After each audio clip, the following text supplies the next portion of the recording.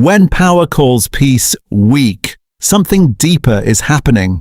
What we are witnessing today is not just a political disagreement. It is a clash of visions, two completely different understandings of leadership, morality, and what it truly means to represent truth in a broken world. On one side stands Pope Leo XIV, a spiritual voice calling humanity back to peace, compassion, and moral responsibility. On the other side stands Donald Trump, a political leader defending strength, authority, and national interest through power. But this is not just about two men. This is about the soul of leadership itself. As Pope Leo XIV began his journey in Lagos, he made a statement that echoed far beyond Africa. He said he would continue to speak loudly against war, no matter the criticism. He spoke of innocent lives being lost, of families destroyed, of a world that is slowly becoming numb to suffering, and then he said something that should stop all of us in our tracks. There has to be a better way. Think about that for a moment. In a world where war is often justified, where violence is explained away as necessary, where power is celebrated more than compassion, here is a man standing in the global spotlight saying, "No, this is not the only path. This is not weakness. This is courage of the highest kind." Because it takes far more strength to stand for peace than it does to justify war. But the response from Donald Trump was immediate and sharp. He criticized the Pope, questioned his leadership, and argued that a religious figure should not interfere in matters of politics. He emphasized that he was elected to make strong decisions that he believes are necessary for national security and global order. And then came a moment that deeply troubled many observers. An AI-generated image surfaced showing Trump portrayed as Jesus Christ, healing the sick, radiating light, surrounded by symbols of power and nationalism. Even though the image was later deleted, the message behind it raised serious concerns. Because in Christianity, Jesus is not a symbol of political dominance. He is the embodiment of humility. He is not a figure who conquers through force. He is the one who chose the cross. So the question we must ask is not political. It is spiritual. Who truly reflects Christ in this moment? Is it the one who calls for dialogue, for restraint, for the preservation of human life?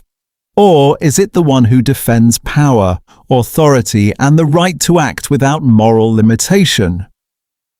Jesus once said, "Blessed are the peacemakers, for they shall be called the children of God."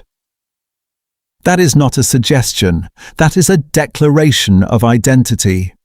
To follow Christ is to pursue peace, even when it is unpopular, even when it is misunderstood, even when it is attacked. The Pope's message aligns directly with this teaching. He is not introducing a new idea. He is reminding the world of an old truth that we have chosen to forget.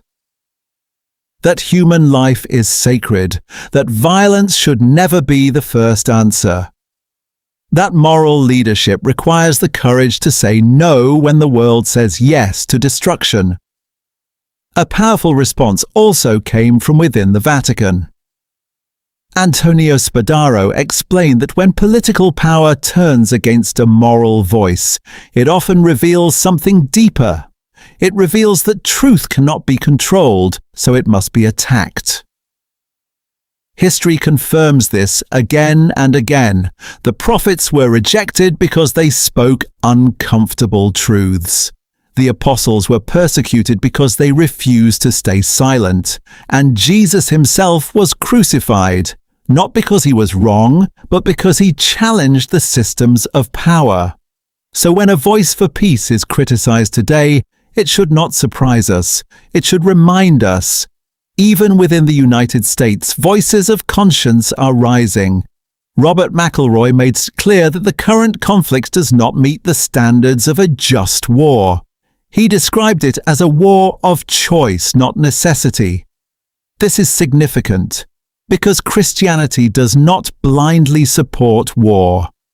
There is a moral framework, a deep ethical tradition that evaluates whether violence can ever be justified. And according to that tradition, not every war is righteous, not every battle is worth fighting, and not every decision made by powerful leaders aligns with God's will. What is even more striking is that the reaction to this situation is not limited to the Christian world.